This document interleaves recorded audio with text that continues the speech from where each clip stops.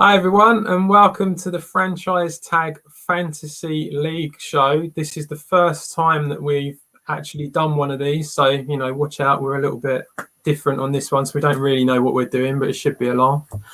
I am with the all-conquering commissioner of the league, Mr. Andrew Manning. He will tell you all about the rules of the league and everything that we have to suffer through as we're going through this NFL fantasy app that he's obsessed with, and he won't move it over to Sleeper. But I'd move. Yeah, so what we're going to be doing with these episodes is we are going to be looking at the league, what happened the previous week, who people have got to play against this coming week, and everything that's going on in the world of fantasy. Andrew's going to have his start-em, sit-ems that we're going to have at the end of the show. Who you're going to be wanting to start this week, who you're not going to want. Might even throw in a little Thursday night preview for you. As I know that Andrew's really excited for his Giants later on. But first of all, Andrew, how was your first week? How did it go for you guys? What for my personal first week? Your personal fantasy. I mean, you know how it went because you've now joined our 14-man league. But you have to tell the listeners. That's what we're here for. Yeah, I wasn't too disappointed with how my team performed. I thought my score was fairly average. I suppose the main thing I can take from my game is if no matter what format I'd put out and who I'd put in the team, I could not have won my game. The guy I played against he just had too much of a stronger team this week, and unfortunately the players that pushed him over the line to beat me, one of them is a Giants player. He had Sterling Shepard in his team. Right. What did he get? He got let's have a quick little look. Yeah. Had his score. So 24 points from Sterling Shepard as opposed to my 10 points from Kenny Golladay. I mean, that was the difference maker right there. The final score was 121 to 136. Like I say, it's not a bad start. I'm not pleased with the running backs that I picked for the year. I feel like it's not strong enough in depth, which is where I struggled as well. I mean, I took a punt on James Conner. He had the chances. He had 16 rushes. He looked good on some plays that were called back. But yeah, not a great start for the commissioner, but not something to build from. What were you, because obviously the one thing that when me and Freddie did the draft, we were saying about how quickly the running backs went. I mean, it was crazy how fast they did go. And of course, in a 14-man league as well, it does make it even harder to get some decent running backs there. I mean, who have you got? I know you've got Connor. So the first pick was Nick Chubb. I really, really like Nick Chubb. I think he's fantasy gold. He was way down on the list as well, so no one was really looking at him. I was pick 6. So I thought, you know what? I think he's going to get the workload. They are a run-first team, so I took a punt on Nick Chubb as my first pick, and he did me well. I thought, 22 points. You can't ask for too much more than that. It looped back round to me, and the names that were on the board, nothing really stood out to me. And I thought, you know what? Josh Jacobs, if he can perform like he did, in his rookie season, and glimpses when he's fit, he's got to be good for the length of the season. He's their main running back. He's an RB1. He's not going to be competing too much with Kenyon Drake, I don't think. And again, he had a nice performance. He had 17 points. I can't complain at that again. But he's got a tough matchup next week, and he hasn't been fully fit going into week 1 anyway. So. And then apart from that, that's kind of the depth for my running backs. James Conner, like I say, I took a punt on him. And then I've decided to drop someone out of my team to pick up Le'Veon Bell. Thought I was being cocky and sneaking in when I heard the news that he'd gone there for a bit of a practice. But Devontae Freeman's been called up to the actual 53-man squad over Bell. So fingers crossed eventually he comes into form. Yeah, I mean, not only him, obviously Latavius Murray as well. So you've, out of the 3 that turned up, you managed to hit the one that went absolutely nowhere. So well done. That was impressive stuff from you. Thank you. I have to say I also had quite an impressive start to this season. Devontae's Inferno decided to end up in flames by itself. It was quite impressive how I managed to completely destroy myself. Yeah, you've come into this league as well with quite a lot of hype about you.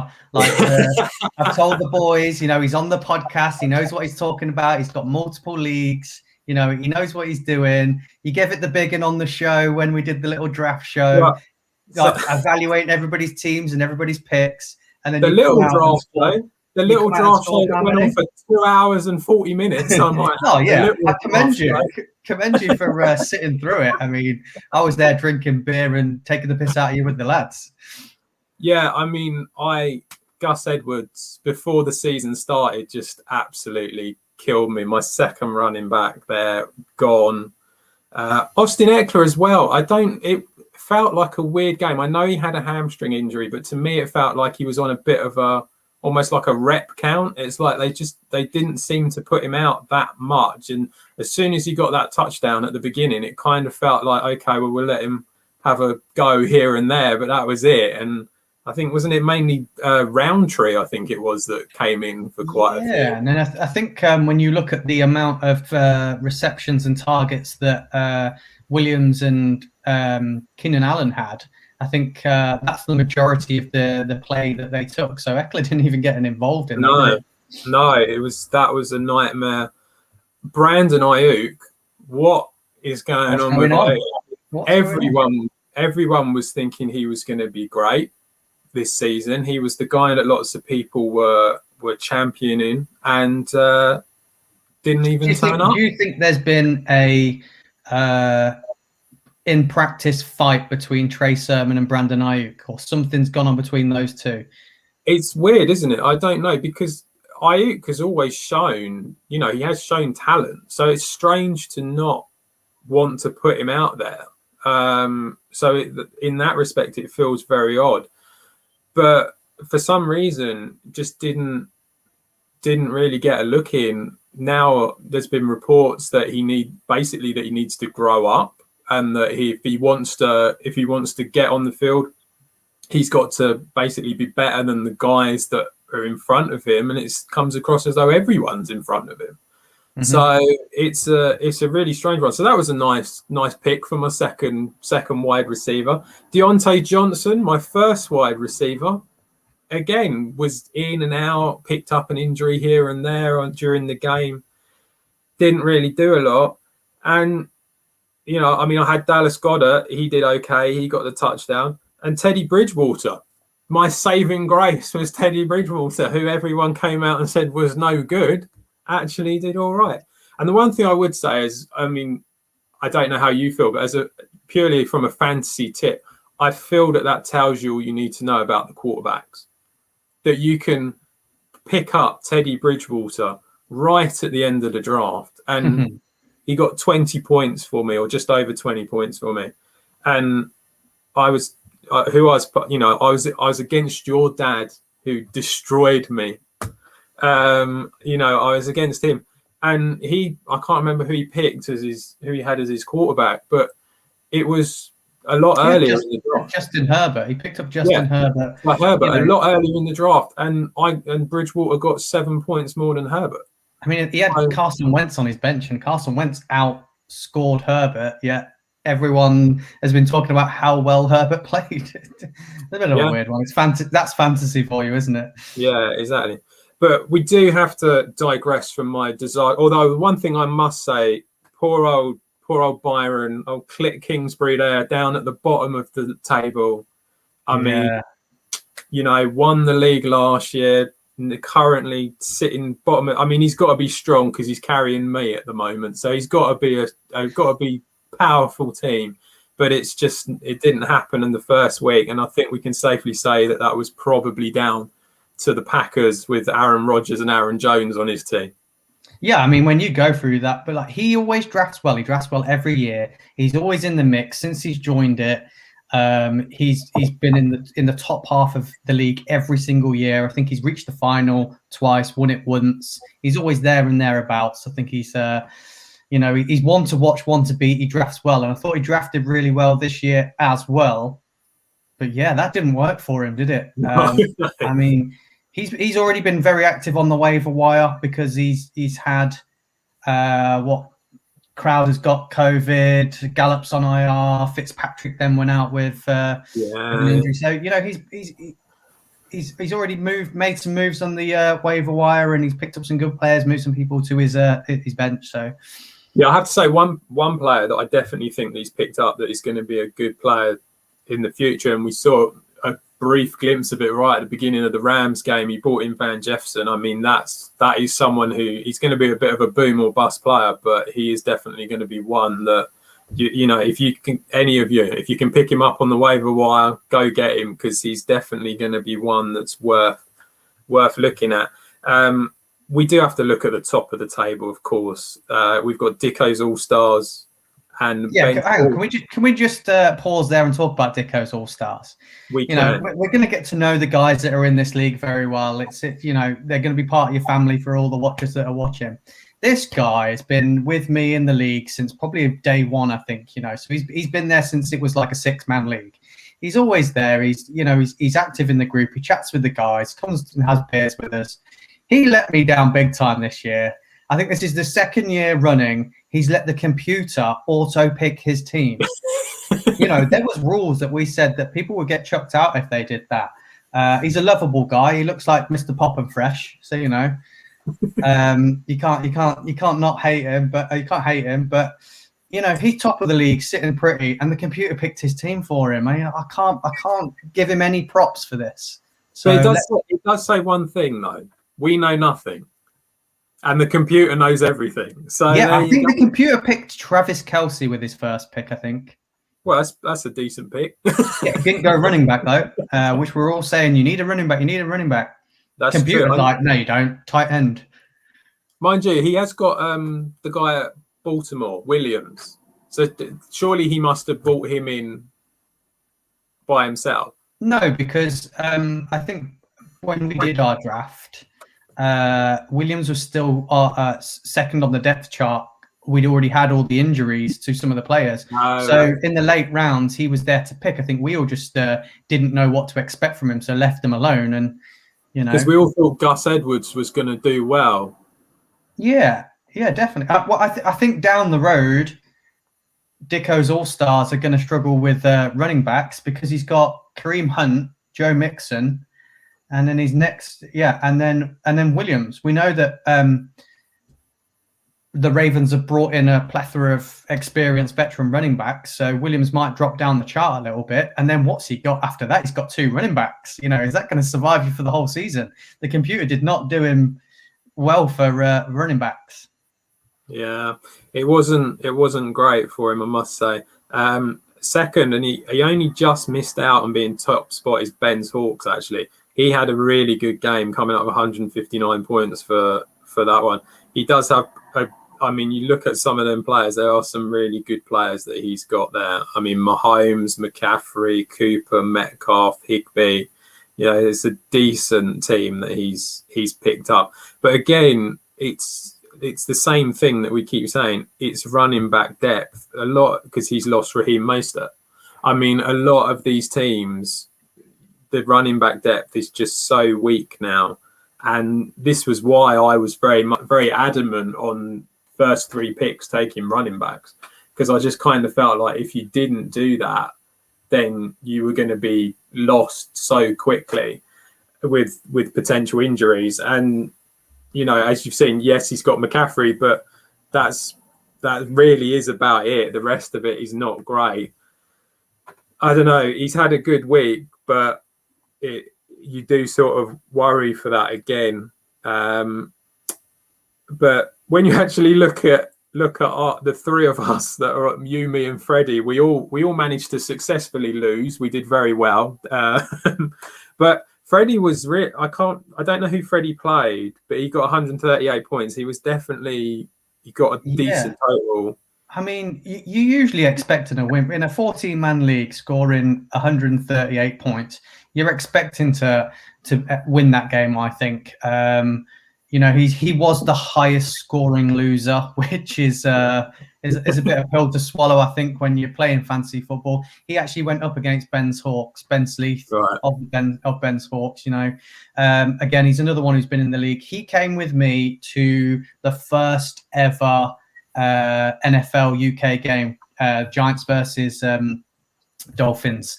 I've known him for a long time as well. And again, he's another one that's in the league that he's always very consistent. He's hard to beat. He's hard to play.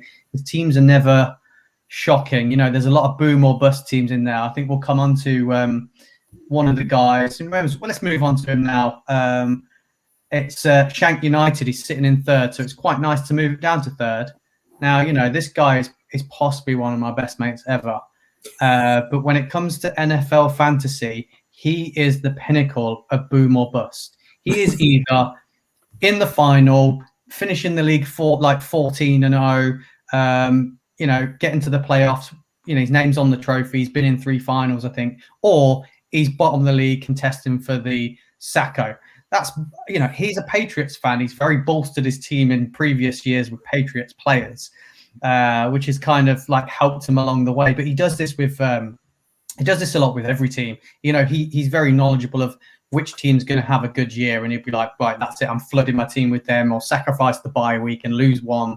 I think he even went that obscure this year. He picked 2 wide receivers and a quarterback, did he, with his first 3 picks? And we were all going, what? Yeah, so he's got Tyreek Hill and Stephon Diggs. I think Diggs was the first one as well, wasn't it? I think his first 4 picks. I think he went Diggs, Hill, Lamar Jackson, George Kittle. I think they were his 4. And then look at the running backs he's got. Yeah. So he's got Melvin Gordon and Damon Harris, which both had excellent week 1s and are both tipped to be excellent week 2. They've both got great matchups. Jacksonville for Melvin Gordon and the Jets for Harris. They're going to have Stormers again. I don't know how he does it. It's a very good team. It's not just that as well. There is depth there as well. I mean, he's got Odell Beckham on the bench. Austin Hooper was another one who had a good game for Cleveland. I mean, there's another one that was all right. David Johnson on the bench as well, maybe not so great. But, yeah, I mean, he's got some good players. And you can't help but feel that this is probably, when you look at that team, that is the team that you almost feel like could go all the way. When you look at how strong that team is. I know it's only after week 1, but you do feel like that is one that probably could.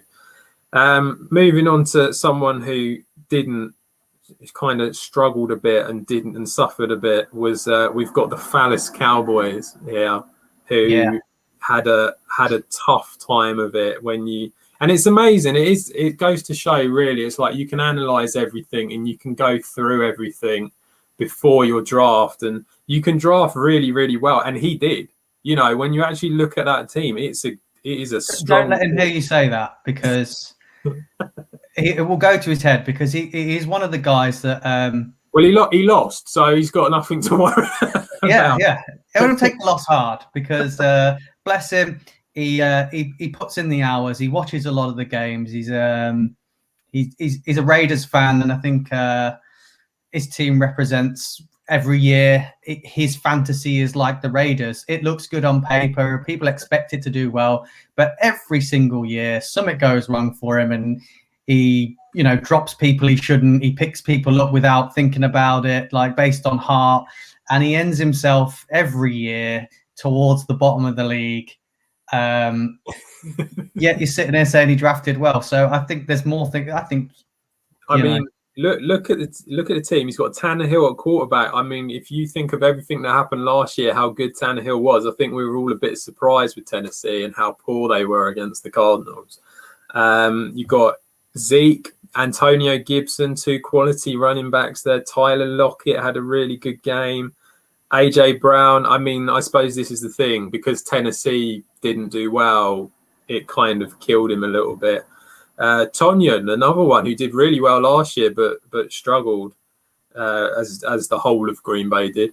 So yeah, I mean, it's a good team there. You can't say it's not, and it's a bit surprising that he. Yeah, I think the funny thing we've got to take from week 1 from the Phallus Cowboys, from Tinch's team, I think it needs an honourable mention that he scored 100 points for his actual lineup, and he scored 40, 50, 60, 70, 80, nearly 90 points on his bench, right? Yeah. His bench nearly outscored his lineup. Yeah. I think he did put in the group. He mentioned in the group his bench outscored Byron's team. So he's gloating about that, thinking that's a good thing. But who wants it? Well, it goes to show that he's a good drafter. It does go to show he's a good drafter. Yeah. But the problem is that he can't make the right decision. He clearly is incapable of making the right decision, and this is the problem. It's like you have to pick the right ones. I mean, I had the same problem. I had Jamar Chase on my bench. It's like because we all thought Brandon Ayuk was going to play. That was a logical thing, wasn't it? Now, if I had changed that, I probably would have nearly won. I think what we're taking from this, the guy's Tinch is a plumber, so he spends a lot of time in toilets. So I think he sat on the toilet, bit of a stinker tinker time, and he's just got too much time in his mind. He's analysing it too much, and he's putting the wrong people in his line. Basically, what you're saying is he needs a bit more fibre. Is that what you're saying? Too much time? Yeah. Or change a job and stop tinkering with his team. He's got too much time on his hands. Yeah. But it looks like that he's tipped to win. He's tipped to win in week 2. So you never know. Maybe he might be able to. He hasn't maybe not set his lineup properly yet. Maybe this Sunday. He's got time to take out those key players. Don't you worry about that. Moving on, we had Minshew Maniacs, another team that had a really good draft, got some really good players. Another loss, unfortunately for him. I mean, it did not end well, and he had players in there like Marquez Callaway. I mean, the Saints did really well, but Callaway did nothing at all.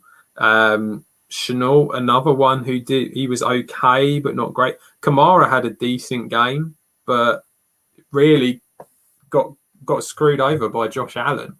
I mean, the Bills just didn't put the numbers up, and I think and we all said when he drafted Josh Allen that he drafted Josh Allen out of spite because Byron was going to take him with his next pick, who's a Bills fan, and Johnny had like a couple of picks before him and swooped in and took him off the board. So it's maybe a bit of karma for him for trying to screw Kingsbury out of it.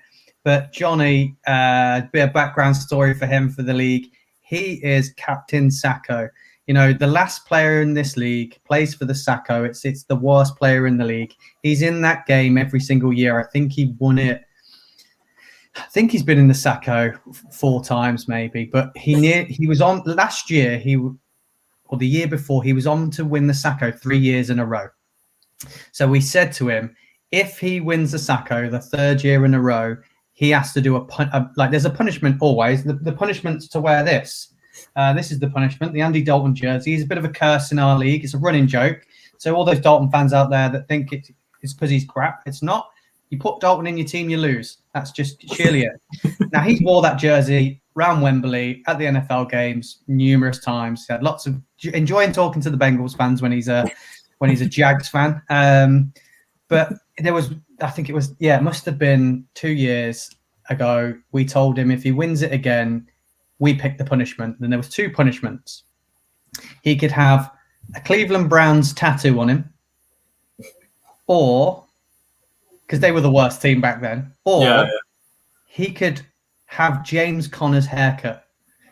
Okay. And this is a guy that really cares about his appearance. And James Conner's like the classic, bald at the front, hair at the back. Yeah. They were the choices for him. He managed to survive and win in the actual Sacco. He got to the Sacco. He was in the Sacco game, but he managed to survive, so he didn't have to have one of the punishments. But yeah, he's one for me that I think is going to be potential for the Sacco again. Maybe he's usually the laughing stock. You never know. I mean, he did have to go up against Shank United, though. So, I mean, it's a good team he was up against. So there's going to be some easier teams for him in the future, probably me. So it's not quite so bad for him. But on a slightly more positive note, let's have a look who else we've got. Well, you got his brother. Let's talk about his brother. There's 2 family affairs in here. There's me and my old man. And then you've got Johnny and his brother, Ben. Ben is Pirate Bay. Okay. Both. So one's a Jags fan, one's a Tampa fan. They've got family in Florida. Both of them have. I think their actual family lives in Jacksonville, so that's where the connection comes from. What did Miami do wrong? B2 South, maybe. Right. I don't know. So they've got a third brother. There is another. Maybe he supports. Okay, there you go. But yeah, he's currently in fourth space. I think he is one to watch. I think he drafts well every year. He's new to the league, not this year, but he's fairly new. I think he joined last year. He filled one of the spots. He's very knowledgeable. Goes to the games. And I think he's one to watch this year. He's had a year. He's had his rookie year, but I think he's definitely one to watch. What did you think of? Because he's got Brady and Evans. I assume this is the Tampa fan. Correct. Yeah. Yeah. So as Minshew's Maniacs is the Jags fan. Yeah. Is the Jags fan? Yeah, that would make sense. Evans didn't seem to do a lot for Tampa. He seemed quite quiet, and I know it's only the first game, but there was that feeling of Brady was very much going to the old guard. He was going to Gronk. He was going to Antonio Brown, the ones that he really trusts. And it's strange because last year there was a good connection between him and Evans. Yeah, I think it was almost very automatic, wasn't it, last year? Yeah. When they got to a red zone, it went to Evans. Yeah, but it just kind of felt like maybe it's just because it's the first game and it just didn't happen for him. But it kind of feels like with Evans, because he is a strange one, because he's not a wide receiver one for a lot of teams. He's that borderline. He's a bit like someone like a Deontay Johnson, who's like, he gets the receptions, but he doesn't necessarily get the yards all the time or the touchdowns. And you just sort of think, I don't know whether that connection is necessarily going to work. I think Brady will be great, but whether he's going to get enough points from Evans, I'm not so sure. I think Evans warrants being a wide receiver one in fantasy and potentially for the Bucs. I think he's a good player. I think he's fantastic. I think he's underrated slightly. But I think that Tampa offense with the players they've got, it's going to be follow the hot hand, or it's going to be whatever defense decide to cover who, they're going to go to someone else. I think there's a lot of people that tipped AB to be his breakout year this year again, maybe comeback player or something like that. And we saw that week one. So it might be one of them that Evans was the threat last year, so he was double covered. So, you just go to the next man and the next man down the line. So I think as that offense progresses, Evans will become more open because they need to mark whoever the hot hand is, and it's going to release one of them. So it might be a bit of a 50-50 player for him week in, week out, but I think he's a solid start every week, I think. Another team that did really well, Justice League of Harambe, came out and got the win. And really, I mean, Miles Sanders and Jalen Hurts really were the reason for the win, to be honest. And Gronk as well. I mean, Gronk was huge for them as well. Came out of a very nice win. But I mean, when you look at that team, I can't help but feel a lot of it is going to live and die on the Eagles. Which is it an Eagle? I take it Eagles fan. Eagles fan. Eagles fan. Right. I was sat with him draft night, and while he was picking his players, he was umming and ahhing whether to pick the whole Eagles team. Okay. But he said it was taking him too long to scroll down to find the Eagles players on the list. By the time it got back round to him, he thought, sod it, I'll have someone else before I can scroll down. Otherwise, I think there would be more Eagles players in that team, but they were obviously rated very low in fantasy. But should they have been? Because they worked out for him. They worked out well. And I think we're going to see, I think Miles Sanders is a fantastic player. I championed him coming out of Penn State anyway, when Saquon was like, you've seen how good I am. There's a guy at college equally as good as me before he came in. And he has proved that. So I think Miles Sanders is a safe option regardless, even in a bad team. But Jalen Hurts, you're gonna get points from him because he uses his legs. It's not silly for fantasy. It might be silly to build a franchise around him, but fantasy, they can lose every week, and Jalen Hurts might put up good scores. So It's sensible. Yeah, I think that is the one thing to say when it comes to quarterbacks. You know, although I came out and said, you know, you don't have to get a quarterback right at the very top of the draft. If you've got a running quarterback, then it's going to work. I mean, I'm just desperate for Trey Lance to take over. I mean, that's what I'm waiting for, because it's essentially a cheat code. It really is. It's like the rushing that you can get from that. And another quarterback that we haven't even mentioned who had a really good game, Tyra Taylor, you know, had a really good game, and he's on the waiver wire. So if any of you want him, he's there, he's available. Whether he'll do as well this week, I don't think so. But he, you know, I mean, he is available. So I think it just goes to show you don't need to pick him mega early. I think finally, the final team we'll have a look at, we need to focus on Mr. Freddie Hall, the main host of the franchise tag, the back and legs of the franchise tag. He failed miserably, got a loss in his first game. He's got a really good team there, but failed miserably. How do you think he's going to do for the rest of the season? There is a lot of people in this league that will be so happy that he lost week 1. As lovable as he is, I'd go as far to say he's probably the most hated person in fantasy, because he's just in this league, though, yeah, just in this league, not in the whole world. So not in the whole world. Not in the whole world. We're not being. Well, maybe, I don't know. Maybe it depends. If he acts like he does in the real world as he does in this league, there'll be some more people gunning for him, because he is a sore winner.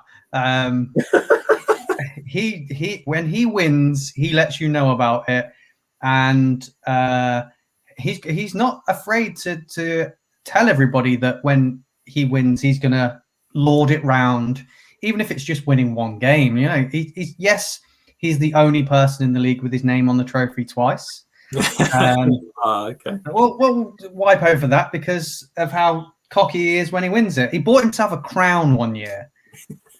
He bought himself a crown and turned up to the Super Bowl wearing the crown, lording it up.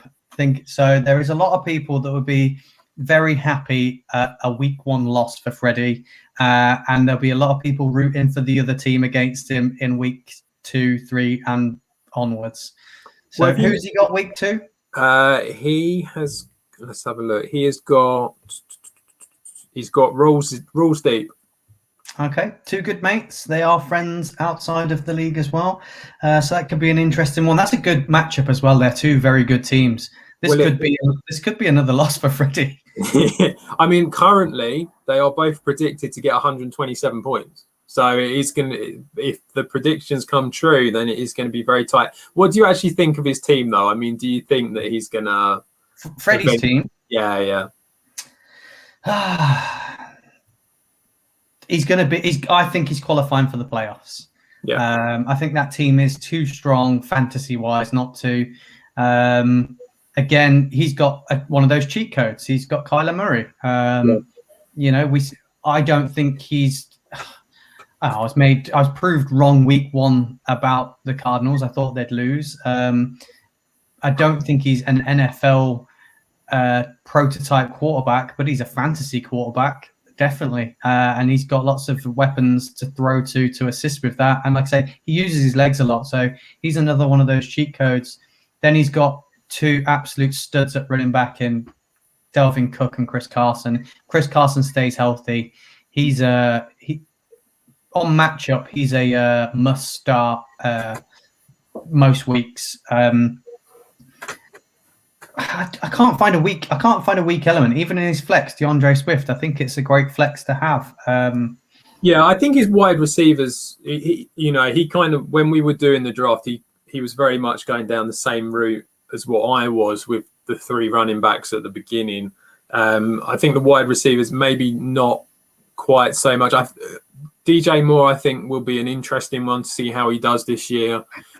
I think he's a really good wide receiver. I couldn't help but notice there was quite a strong connection between Sam Darnold and Robbie Anderson, though. Given their time at the Jets, it's not shocking. So you do wonder if that might bring his score down a little bit. And again, I've always come out and said Big Ben's first read is always to Deontay Johnson. It's not to Juju at all. So I do wonder whether his wide receivers might knock him down a little bit. But, you know, I mean, he had a good score, but, you know, he lost. And like you said, another one, it's a very close matchup that he's got. This is the guy I lost to week one. Like I said, he scored 136 points. His team's very strong. I was quietly pleased with my score. It wasn't fantastic, but I thought Freddie this week was good on the waiver wire. He picked up someone I was looking at. I didn't bid for him because I'm quite happy with my wide receivers at the moment, but he's brought in Tim Patrick, who in the draft, I nearly drafted him. But I thought, you know, when you've got KJ Hamler, Jerry Jeudy, and Cortland Sutton all ahead of you on the depth chart, how much is Tim Patrick going to be used? I know last year he was great for fantasy if you got him late on in the season, Tim Patrick. But Jerry Judy's now gone down with the injury, and Patrick looked reliable again. So, you know, their week 2 matchups against Jacksonville, that's a great pickup off the waiver wire. Yeah, you got to think that he'll probably do quite well there. I mean, really, that's everything with the league. There isn't really anything else to talk about when it comes to the league. But our commissioner is the fantasy expert of the franchise tag, and I believe. Do you get expert title when you've just played it for so long? Like, it's just one of those things. You do, you know, you just play for so long, you just get called an expert. Apparently, that is what has happened here. Either that, or they just couldn't find someone else, so they chose you. Well, back in the day, they didn't know anything. They didn't even watch it. They were like, "What's this? It's on Channel 5, is it?" I'm like, yeah. So, you know, I got a lot of the guys into this, so their basic knowledge came from me. I think that's why, you know, I'm a bit of an oracle for them because I introduced them to it. Is that what it is? So it was only inevitable that I became, it's my league. That's why I'm the commissioner. So you've said that you're the expert because it's your league. So that's the end of it. I am the expert. Hey, you know, prior to me being on the podcast, the guys would text me and ask my thoughts on things. You know, you've asked me before. You know, don't you go down that line. You know, right. What do you think? So you've got some quarterbacks. Start them, sit them. Who have you got this week for week 2? Let's go back to the podcast and what you said of don't panic. And you know, it's one of them where I'm going through it. I'm going, who is you start them, sit them for the quarterbacks this week. And it's a tough one looking at the matchups. There's some real favourable matchups. I think I like Mac. I'm not going to go with the obvious ones. It's one of them. I did it in the podcast last year and the year before when I was talking about this. You can't come out and say start them, sit them. Oh, your starts are Mahomes. You know, you start. You know who's taking that advice? Who's going like, oh well, I was thinking about putting Mahomes on my bench.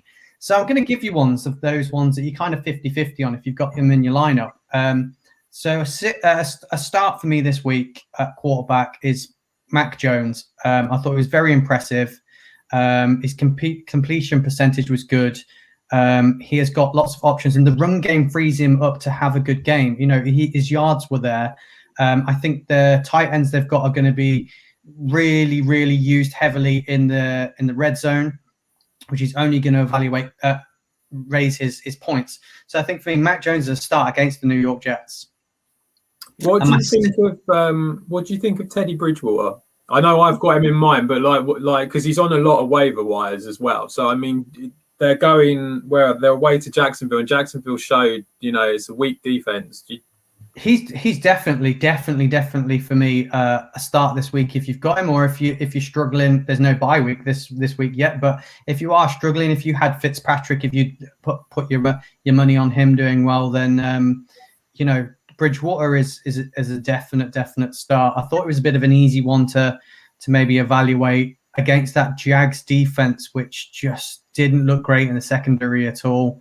They've got some good college names in that secondary, but it's not NFL ready yet. I say yet because I think it will be.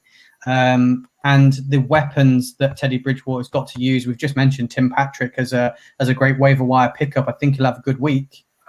And like I said, Cortland Sutton and KJ Hamler, bless him, dropped that one. That was a cert touchdown. But Noah Fant, I think he's a must start as well. I think Teddy Bridgewater is a must start. And who are you sitting at quarterback? I'm going for a bit of an obscure one for a sit because I thought he played well. He was compared to Baker Mayfield this week of being the Baker Mayfield that could get it done, and that's Derek Carr. With how impressive the Steelers' defense was, I wouldn't want to go up against them. That we said prior to the season the Raiders are 50-50, and they've had their good week. So I think this is going to be their bad week. And I think it's a tough matchup, isn't it? I mean, you're going away to Pittsburgh. That the way that defense control Buffalo, it's a tough one. Like I said, it's very easy to pick on the ones that you probably wouldn't start anyway. I think Derek Carr's one of them that's in people's lineups at the moment. My advice would be to potentially look at someone else this week just as a safety precaution, which is why I've said he's a sit for me this week. Because, it is very easy just to say, sit Jared Goff, sit, maybe Jameis Winston. I think he had a good week. I think he's a potential sit this week. I think that's a very good secondary in the Panthers. So yeah, I think there's people that are very easy to pick on that you were going to sit anyway. So yeah, Derek Carr for me is a sit. Cool. So who have you got as your main guy to be starting at running back? Running backs. I had quite a few for the running backs, but the one I'm going to go with, because I'm going to take a punt. I might look like an idiot here, but I'm going to do it. I really like Najee Harris for week 2. I think that is a favourable match. I'm banging on the Raiders. This has become a bit of a common thing, isn't it? I think there's a lot to say in the fact that he was used in every offensive snap. I do, as I said on the podcast, I do really like this Steelers offense. And I think he just had a lot of people have said Najee Harris is a bust. He wasn't good enough week 1. I think that's just week 1 nerves. The fact that he was left in there, I think, proves that they've got faith in him. So, yeah, the Raiders did not defend the run well against the Ravens. I think even Williams, it was a guy, like I said, a guy that no one had probably even heard of. I think he put up 70 yards, didn't he? 70 yards on a touchdown on 9 carries. Yeah, he was Lamar Jackson was the main runner. So Williams was the secondary runner in this team, and he put up 70 yards, a touchdown on 9 carries. So I think the Raiders are to be exploited in the run game a little bit. And Najee Harris, I think, is going to, now he's had 1 week under him, is going to be a start for me this week. Equally. Yeah. I think you're probably right. I mean, the only thing I would say is the Ravens, I mean, they scheme for the run all the time. So to be honest, does it matter who it is? They're going to put up numbers, aren't they? So they're going to be tough. But if you know they're going to run and they're only going to run, you should be able to shut down that run.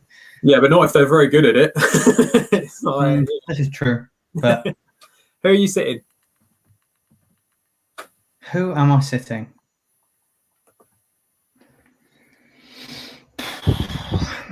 It's a tough one. I know I said it's easy. I was going to say Tevin Coleman, but I think that's an easy bully there.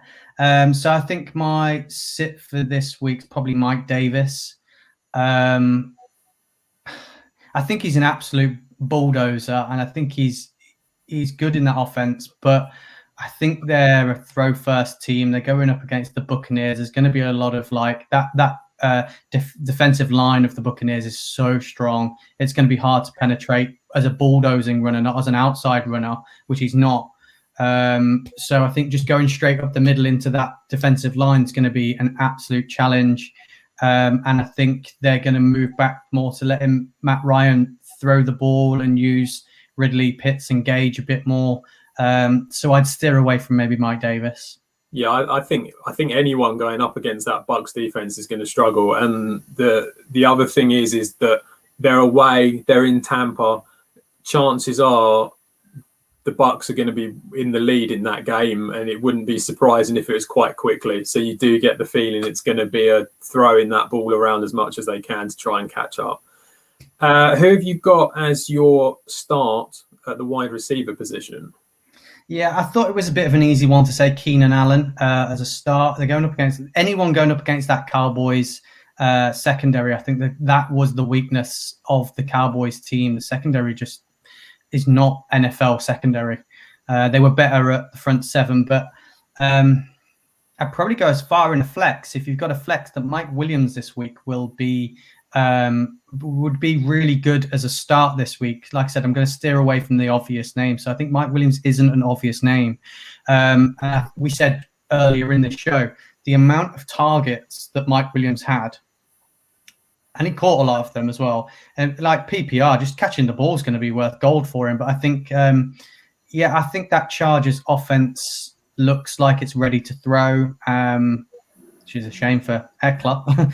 But well, can't you just throw it just that way? I think I think Eckler's good for this week as well for throwing it sideways. But I think downfield is the danger. And I think Mike Williams could be, if they're double covering Allen, then Mike Williams is going to be open. So for me, is a definite start in the flex if you've got him in your lineup. Yeah, and who have you got that you're sitting in the wide receiver? I mean, I'm going to agree with you with what you were talking about at the. I think a lot of people have got this guy as a must start this week, but I'm wary of him. And it's DJ Moore. Saints defense looked good, and we did say he had the connection with Robbie Anderson, and Christian McCaffrey again is the main threat of that team, whether it's running or catching. And I do really like DJ Moore, and I think he is on a lot of. If you watch a lot of start and sit-ems or whatever like that online, I think people have got him as a must-start, DJ Moore. But I think be wary of him this week and look into it a bit more, because I think he might struggle against the Saints. Yeah, I think. I mean, let's face it, the Packers, we didn't put up a lot of attack against the Saints defense, but they really did. They killed off the run game very quickly. So I think McCaffrey, I think a lot will depend on how well McCaffrey does. But so much of it, like you said, goes through him that there is no alternative really. It's almost like he's the one who's going to get most of the ball. And I really do feel that Robbie Anderson with Sam Darnold there, I just feel like it kind of clicked in that first week. So DJ Moore is a little bit of a concern. Finally, we've got the tight ends. Who is your starter for the tight end position? I'm going to jump on the Adam Martin bandwagon and go with Tyler Higbee. Hey! Despite the fact they're going up against a Colts defense that I rate very highly, I think when you're pushed to mark a lot of the weapons that the Rams have, Tyler Higbee is going to be the threat, I think, in the middle of the field. I think when you're marking out wide with like Cooper Kupp, you've got to watch him all the time. Van Jefferson, equally has been producing the goods. I think Tyler Higbee could be the one to watch in this game. I think he will be the key to the Rams winning this one. I think it's going to be a tough game, but I think he's going to see the ball a lot. Yeah, I think my feeling on Higbee is that we all know how Stafford was in Detroit. We all know that he loved throwing it to the tight end. And I think that's not something that's going to change. I mean, I think didn't he have 5 or 6 receptions? And for a tight end, normally that's enough. That's enough to get a decent amount. Yeah, I think as well, like when you looked at the Colts played the Seahawks in week 1 and Gerald Everett was a factor. And he was the tight end 2 at the Rams when they had Higbee and Everett, which is why Everett left. Yeah. So if you're looking at in that kind of basis, that the Higbee is more involved in the Rams offense than Everett was and is still for the Seahawks, I think that's a good notification that tight end could be the deciding factor in this game. And finally, who's your sit at the tight end position for week 2? I'm going to get off of the Eagles bandwagon and say that Zach Ertz is going to be a tough one for me to start this week. I think San Francisco took their foot off the pedal a little bit, and I just feel like Dallas Goedert's now the main guy. So yeah, Zach Ertz, I can't put any stock into him anymore. So I think he's got to be a sit if you've got him in there. Yeah, I think that, I mean, he's there. You kind of almost feel like he's being used as a blocking tight end more than anything else now. It's a shame because he's had such a good career. But yeah, I think if he went somewhere else, he doesn't want to go anywhere else apparently. But I think if he went somewhere else, he could be another receiving tight end again. I think he could be that force that he was. I think if he'd gone to the Colts, it would have been fantastic for him. But a deal wasn't done. But yeah, it's got to be a sit for me. Right, so that's it. So that is the end of our first show from the Franchise Tag Fantasy League. Thank you all for watching. We will be back next week. I'm not here, but someone will be. And the commission, as long as the commissioner's here, it doesn't matter. Maybe I'll get a guest on. Maybe I'll get one of the boys on and we can spend exactly. You can spend half an hour slamming your team. Well, I mean, I do that to myself already. I'm a bit disappointed at that. With how much you gave it all this before the season started, I'm surprised you've just come into today and just rolled over and gone, my team's not very good. They'll beat me. Well, in fairness, it's because my team, they all got injured and they were all rubbish. I mean, Don't start the excuses. Well, you got to come up with something, haven't you? So you're starting to sound like a Cowboys fan. Yeah, well, that sounds something that a Giants fan would say, but there you go. All right, thank you for watching, everyone. Like I say, we'll be back next week. We've got on Sunday, we've got a live preview show that's going to be out, and then also we're going to have the Franchise Tag, the main show that we do every week. That's going to be out every Tuesday or Wednesday for you as well. So keep it with the Franchise Tag, and we will see you again really soon. So.